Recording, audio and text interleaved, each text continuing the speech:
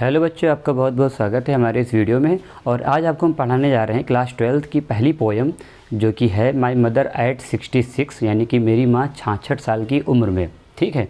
और इसे कंपोज किया है, यानी कि इसे लिखा है कमला दास ने।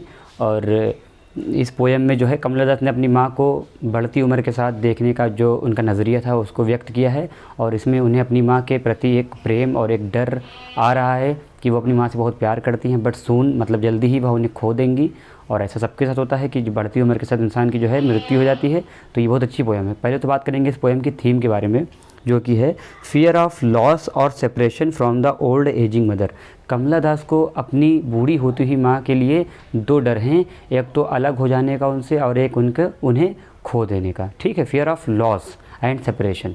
फियर ऑफ लॉस का मतलब होता है डर खो देने का, और फियर ऑफ सेपरेशन का मतलब होता है डर अलग होने का। किससे? एजिंग मदर से, ओल्ड एजिंग मदर से, यानी कि बूढ़ी होती माँ से जो है। क्योंकि अब जो माँ बूढ़ी हो रही है तो वो उनकी फिर डेथ हो जाएगी ना। बूढ़े होने के बाद इंसान की डेथ ही हो जाती है, और बूढ़ा जब इंसान होता है तो मतलब थोड़ा खो देते हैं उसे हम, ये चीज़ है। अगला पॉइंट है it talks about the anguish of the daughter over her mother's advancing as.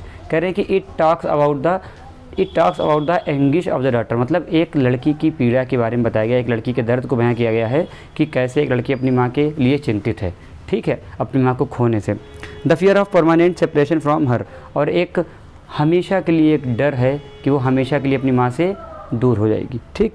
तो अबाउट द पोएट की अगर बात करें, कमला दास वाज बोर्न इन मालाबर। कमला दास का जन्म कहाँ हुआ है? मालाबर में हुआ है 1934 को, केरला। और मालाबर कहाँ है? केरला में। ठीक है। She is recognised as one of India's foremost poets. कह रहे हैं कि वह पहचानी जाती हैं, इंडिया की सबसे ज़्यादा महत्वपूर्ण कवित्रियों में से पहचानी जाती हैं। He works are known for their originality. Originality मतलब होता है वास्तविकता के लिए। ठीक है, मौलिकता के लिए जो यूज़ उनका जो वर्क है, काम पहचाना जाता है मौलिकता के लिए और वास्तविकता के लिए। वर्सेटिलिटी मतलब बहुमुखी प्रतिभा उनके अंदर थी, उसके लिए। And the indigenous flavour of the soil, और मतलब अपनी मिट्टी को बहुत अच्छे से उन्होंने उजागर किया है अपने मतलब देश में, जो है जो देश की जो स्वदेशी बना है उसको बनाए रखा है, स्वदेशी चीज़ को उन्होंने बनाए रखा है अपनी पोएम्स में। ठीक है। अच्छा, आगे बात करते हैं सीधे पोएम की। तो इसमें क्या है? Driving from my parents home to Cochin last Friday morning.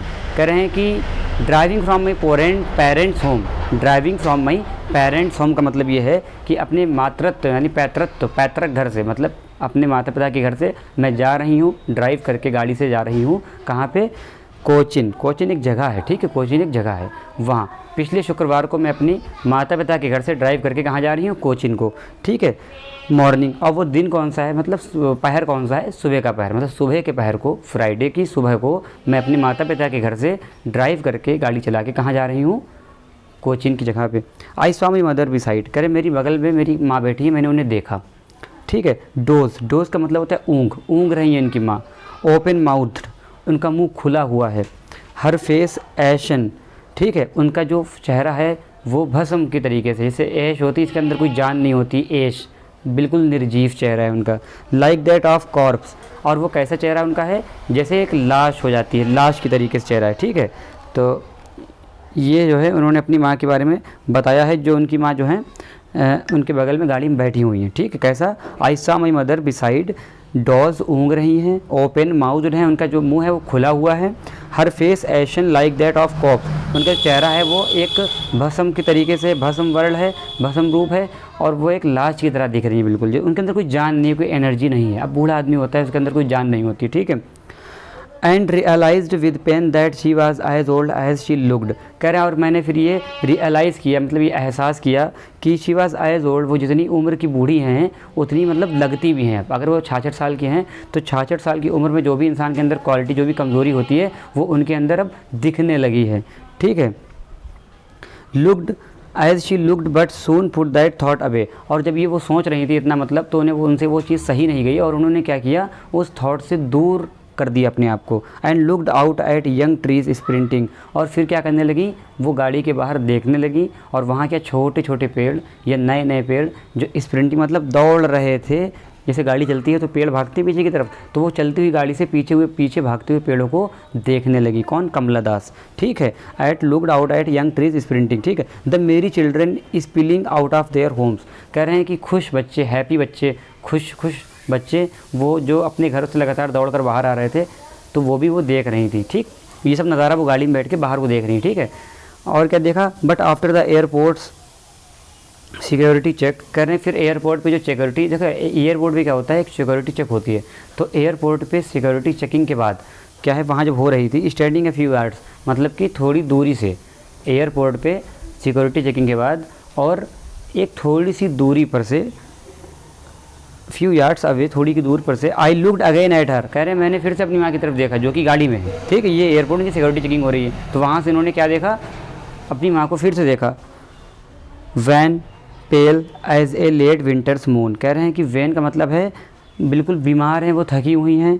पेल का मतलब as a late winter's moon, जैसे सर्दी का जो चंद्रमा होता है वो भी कैसा होता है, पीला पीला सा होता है। तो जो सर्दी का चंद्रमा होता है उसको बीमारी से लिया जाता है, ठीक है, अभिशाप से लिया जाता है। ठीक, तो ऐसे करिए, वैन मतलब बीमार से हैं वो, पेल मतलब चंद्रमा का जो मून होता है, मतलब सॉरी चंद्रमा का मून, सॉरी जो चंद्रमा होता है कभी कभी पीला पीला, तो वो भी मतलब अच्छा नहीं माना जाता है, ऐसे मतलब देखा जाए। ठीक है, वेस्टर्न जो देश हैं, वेस्टर्न कंट्रीज जो पश्चिमी देश हैं, वहाँ पे जो चंद्रमा होता है विंटर का, उसको अच्छा नहीं मानते वो लोग, इसलिए उन्होंने उस चंद्रमा की तुलना अपनी माँ से की है कमला दास ने। ठीक है, आगे देखिए।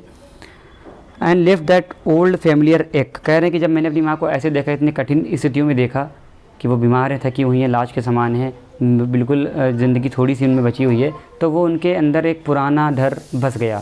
कौन सा, वो उजागर हो गया, उनका एक बसा हुआ बचपन का डर उजागर हो गया।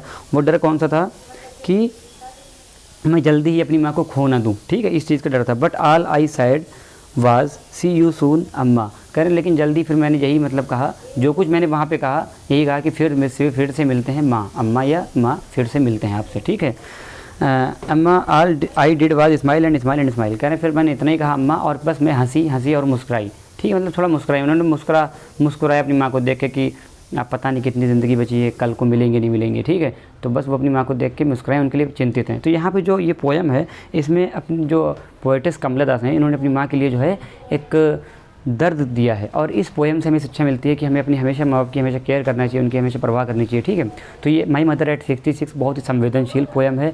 ये नई पीढ़ी को ये प्रेरणा और शिक्षा देती है कि हमें हमेशा अपने माता पिता का, जब वो बूढ़े हो जाएं और जब हम बड़े हो जाएं, तो उनका हमेशा ख्याल रखना चाहिए। बहुत से लोग अपने माता पिता को आश्रम में छोड़ देते हैं, जो कि नहीं करना चाहिए। तो एक पोएम में कवित्री ने अपना दर्द के साथ साथ लोगों के दर्द को भी खींचा है, क्योंकि हर बच्चे का अपनी माँ के साथ, बाप के साथ अपना एक अलग लगाव होता है। तो ये सिर्फ उनकी ही पोएम नहीं, ये हम सबके लिए पोएम है। ठीक है, थैंक यू।